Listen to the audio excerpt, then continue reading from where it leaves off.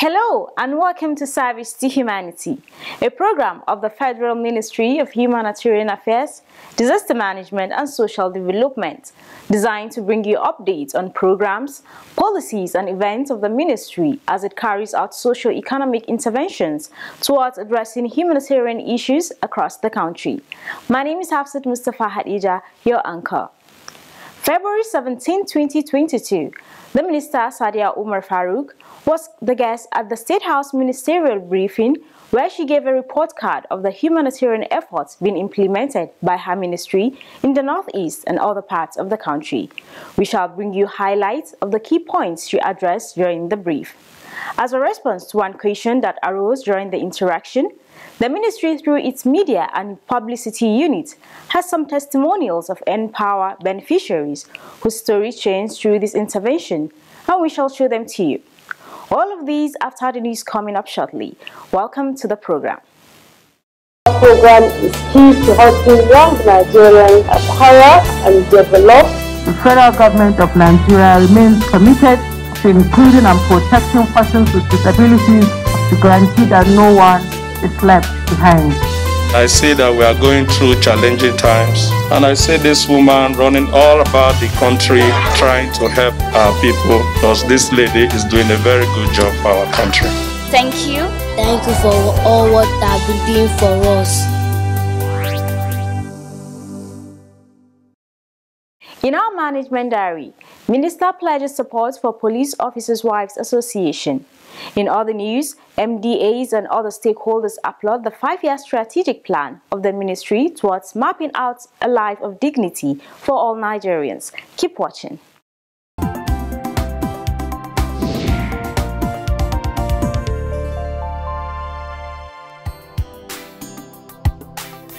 Honorable Minister of Information and Culture, Alhaji Lai Mohammed, and other stakeholders have congratulated the effort of President Muhammadu Buhari and the Ministry of Humanitarian Affairs, Disaster Management and Social Development for coming up with a strategic roadmap that would help improve the lives of Nigerians. This was during the official launch of the ministry's strategic roadmap 2021 to 2025, which took place on the 14th of February at the State House in Abuja. A country is only as strong. Speaking while giving his goodwill message, Lai Mohammed praised the ministry for what it has been doing for Nigeria's most vulnerable citizens. Applauding the intervention programs of the ministry, Lai Mohammed described them as programs that address the challenges of the vulnerable. He concluded by assuring that his ministry will make available all its platforms in helping the humanitarian ministry to implement the strategic roadmap. I want to take the opportunity to assure the Honourable Minister that the Ministry of Information and Culture will make available all its platforms, the FRCN, the NTA, the News Agency of Nigeria, and the NOA that has offices in every local government to assist this ministry in propagating the new strategic plan for the ministry. I thank you very much. Giving her goodwill message, the Minister of Finance, Budget and National Planning, Dr. Zainab Ahmed, also congratulated the Humanitarian Minister, Hajia Sadiya Umar Farouk, and other agencies under the Humanitarian Ministry for the successes recorded. And also to commend you for this strategic roadmap. I was trying to scan through the document.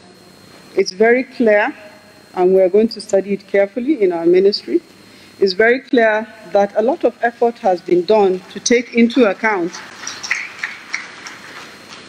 the various national development plans that we have. I've also noted that you have taken the pains to mainstream the SDGs in this roadmap, and that is really very commendable. Speaking on behalf of the Governor of Borno State, Professor Babagana Umara Zulum, the Deputy Governor of Borno State, Umar Usman, while pledging the support of the state government, also congratulated the Ministry of Humanitarian Affairs, Disaster Management and Social Development and its agencies for coming up with a 5-year strategic roadmap. The ministry, having coming up with a strategic map in that respect, will go a long way in making sure the impact is being felt by the vulnerable one. So we applaud this strategic map that is being unveiled today by the ministry, and we'll assure you that we're going to key into it.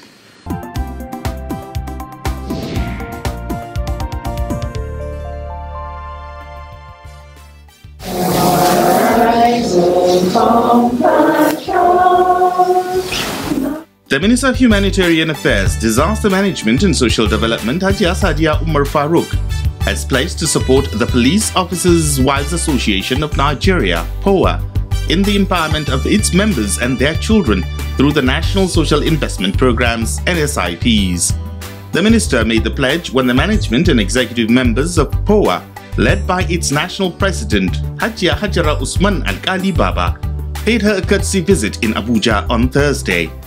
After a brief description of the NSIP programs, Sadiya urged the members to key into the National Homegrown School Feeding Program for pupils in public primary schools, that is, primaries 1 to 3, and also apply for interest-free loans for vulnerable women in their communities through the Government Enterprise and Empowerment Program, GEEP.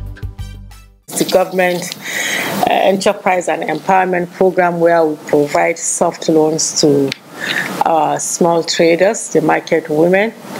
I'm sure you have mini markets in our barracks, so those women can also be supported with interest and collateral-free loans, where they can boost their capital and enhance their business.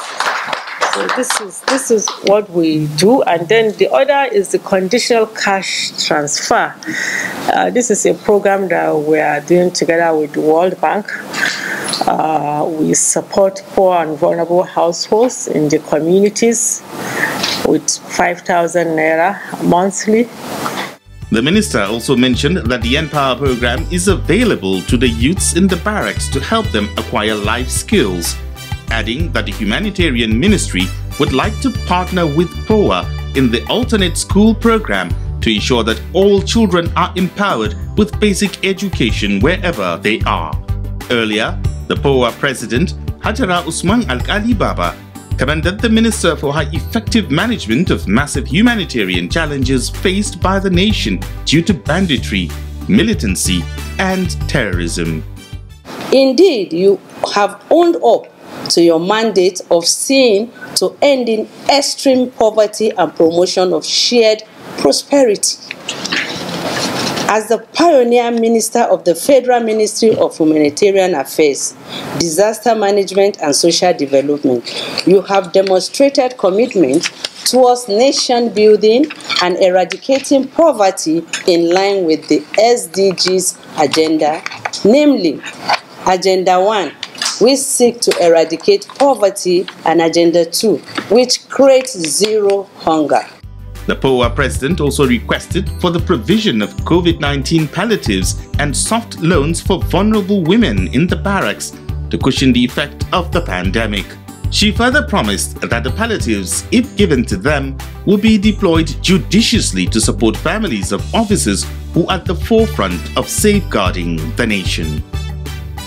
Those who accompanied the POA president on the courtesy visit included the wives of the Deputy Inspectors General of Police, wives of the Assistant Inspectors General of the Police, and wives of Commissioners of Police.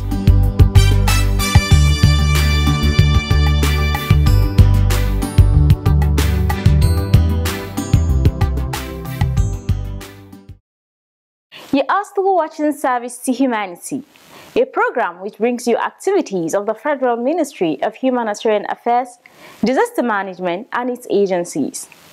Accountability, free flow of information are two characteristics that this administration does not shy away from. It has created several fora for members of the Executive Council to give information and answer questions from the press and other Nigerians. One of such forums is the ministerial briefings organized by the State House. Our minister, Sadiya Umar Farouk, took her turn there last week, where she gave highlights of the ministry's effort in implementing interventions towards lifting Nigerians out of poverty. Let's take highlights of her brief and get an update on the ministry's activities. Do keep watching.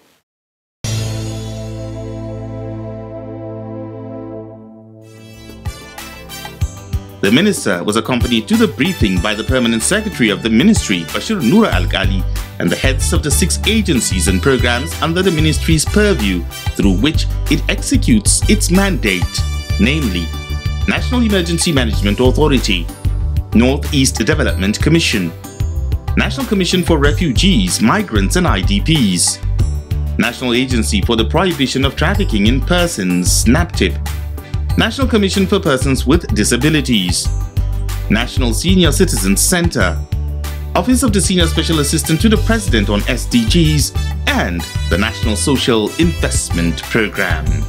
The subject of the briefing revolved around the socio-economic milestones and scorecard of the humanitarian efforts being implemented by the ministry in the Northeast and other regions in Nigeria. Today, I will be providing you with information regarding our progress towards Mr. President's vision to lift 100 million Nigerians out of poverty through humanitarian efforts being implemented in the Northeast and other parts of the country, and also the efforts towards relocation of internally displaced persons. Mr. President is committed to addressing the issue of insecurity and providing support to the affected citizens. And he continues to give us the necessary backing to do all that is needed to support IDPs and other vulnerable groups across the country.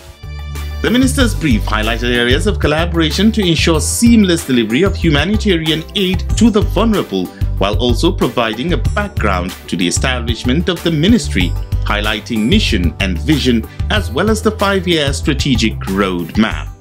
To actualize the mandate of the ministry developed and launched a strategic roadmap on 14th of February 2022, which lays out its initiatives, action plans, and strategies that ensure its mandate aligns with the focus areas of the federal government in the discharge of its obligations to the Nigerian people, which is encapsulated in Mr. President's vision of lifting a significant variable number of poor Nigerians out of poverty within a time frame. The roadmap also aligns with the priority areas of the federal government captured in the National Development Plan. Sadiya Umar Farouk provided a synopsis of the humanitarian situation in the country and the consequences on the people. As we all know, natural disasters and man-made crises across the country are adversely impacting the lives and livelihood of Nigerians. And the effect renders millions vulnerable and deprived of basic human needs, causing dire humanitarian crisis. It is estimated that about 7.1 million people are in need of humanitarian assistance in the Northeast region, with a total of about 8.1 million who are internally displaced, with new displacement occurring due to insecurity situations in other parts of the country. Climate change is also a factor that contributes to the humanitarian situation, worsening flood and drought that depletes arable land resources, among others. And these disasters result in humanitarian crises which vary widely in nature and setting. They include armed conflict, terrorism, floods, epidemics, etc. And such crises cause large displacement of people and expose them to depraved conditions. She proceeded to mention some of the interventions in the Northeast to include localization of the framework for humanitarian response, 1,000 mass housing projects for IDPs in Borno State through the NEDC, 500 housing units in each of the northeastern states, distribution of food and non-food items, commissioning of molecular laboratories, amongst other interventions. On achievements along the lines of the ministry's mandates, the minister stated that so far 5 national policies have been drafted and approved, while 2 are in progress. The policies approved are National Policy on Aging, National Migration Policy, National Policy of PWDs, National Policy on IDPs, National Disaster Risk Management Policy. The Cash and Voucher Assistance Policy is among those still in the pipeline. We have worked together to support the development of the cash and voucher assistance. This was in line with the 2016 agreement to increase the use and coordination of such cash-based programming in humanitarian responses, to expand the modality for the delivery of humanitarian assistance, especially to our internally displaced persons. The policy is in line with the humanitarian community's desire to use the cash and voucher assistance in response to the humanitarian situation in the Northeast.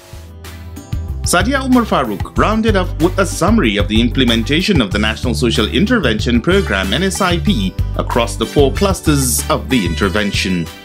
It is important to draw the public's attention to the fact that His Excellency Mr. President has graciously approved the expansion of the NSIP program and the Empire by Sea from 500,000 to 1 million Nigerian youths, to which enrollment has been concluded and are awaiting onboarding and assignment to their places of primary assignment. That is the batch C2. In the batch C, we have 2 components, batch C1 and batch C2. The batch C1 have already been onboarded and they have been assigned their responsibilities, while the C2 is in the process of being assigned to their places of assignment. As part of the strategy to reach the most vulnerable in the society, the ministry continues to give 5,000 naira to very poor and vulnerable citizens across the country. And the cash transfer beneficiaries are derived from the National Social Register, which captures the poor and vulnerable citizens across the country.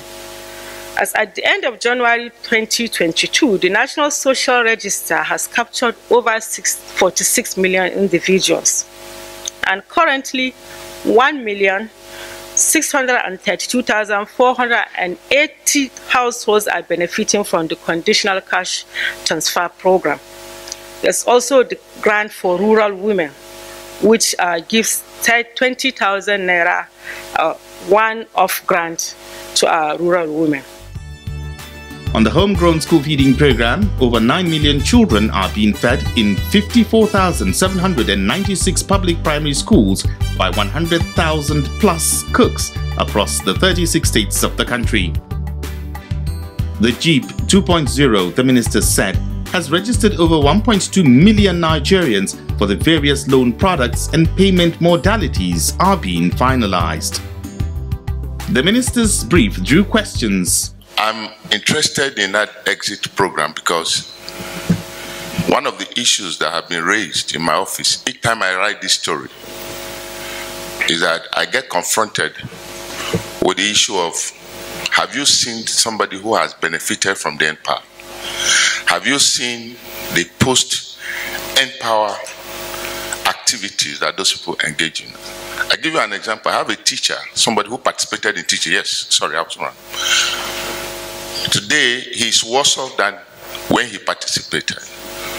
What are you doing about the exit program to ensure that those who participate in this program are empowered and ensure that there is a continuity? Thank you.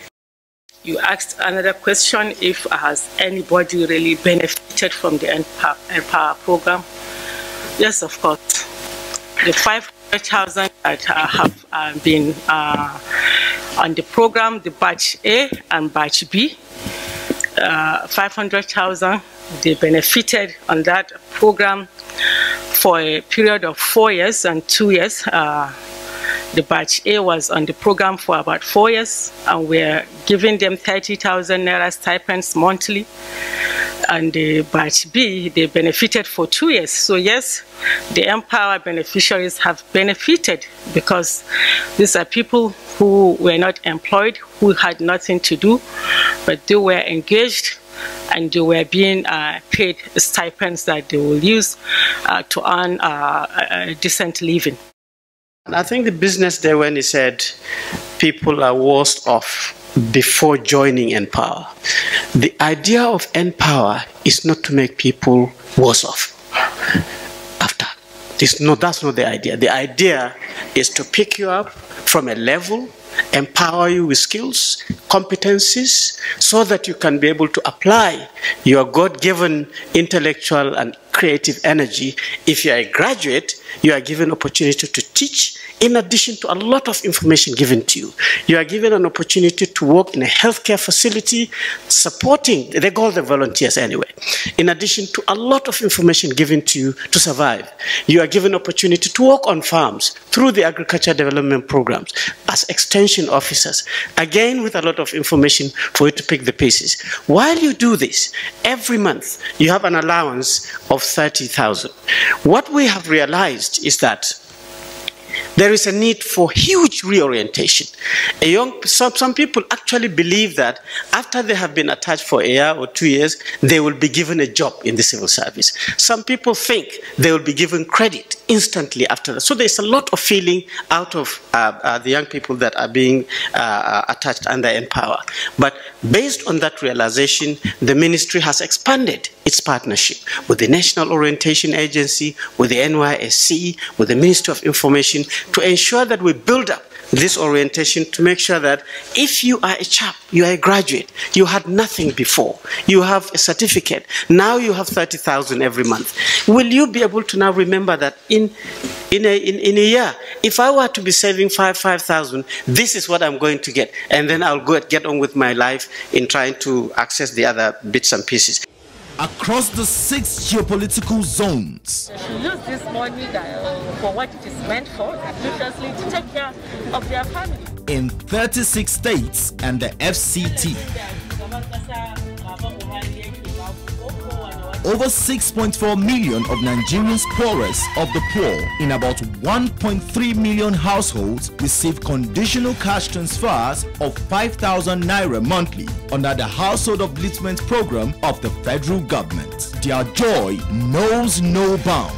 And the government is very well because they did work for us. It helped me to do any other thing, my family. Reducing absolute poverty, promoting shared prosperity through the Conditional Cash Transfer Initiative. The Federal Ministry of Humanitarian Affairs, Disaster Management and Social Development in service to humanity. The program is still service to humanity. One of the questions that came up during the ministerial briefing was the issue of Empower beneficiaries, and the question was if anyone has benefited from the program. Like Dr. Binder said, there is need for value reorientation, but even with that, the ministry has taken the initiative to put together some stories from beneficiaries of Empower Batch C to encourage others as well as build faith in the scheme. Let's take some of those stories.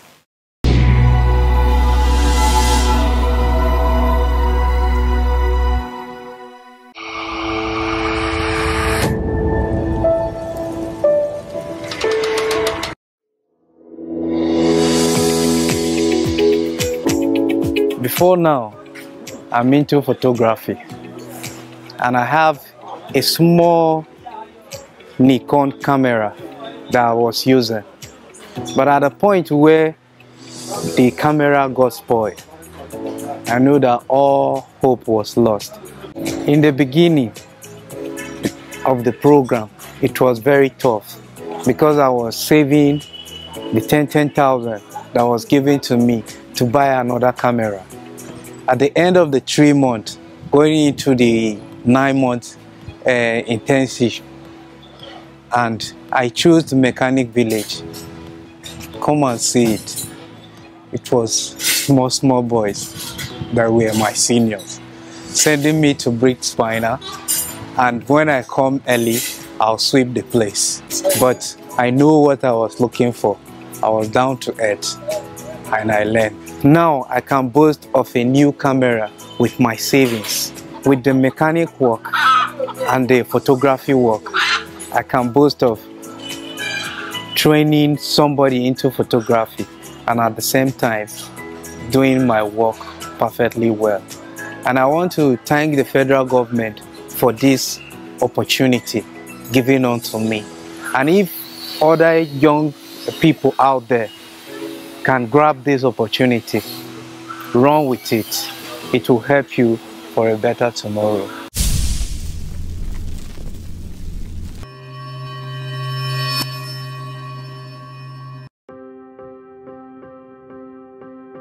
I am Aisha Ahmad Usman. I am beneficiary of Empower and Health Program.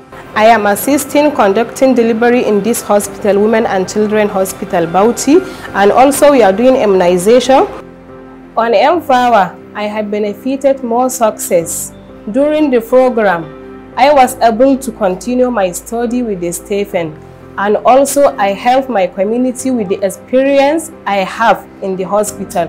During the program, I know how to conducting delivery, giving injection to the patients, and also prescribing the drugs. So Empower helped me.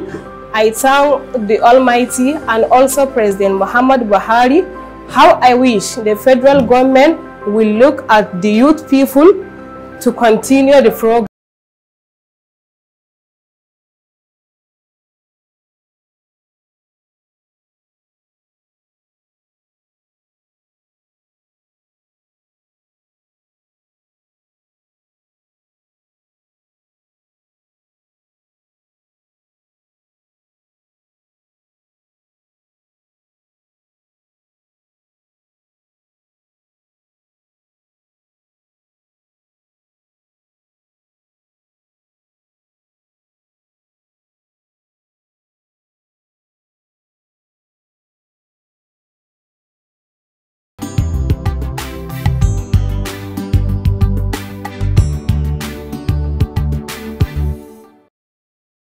The ministry is open to questions, comments, and suggestions through any of our social media platforms, either Facebook or Twitter.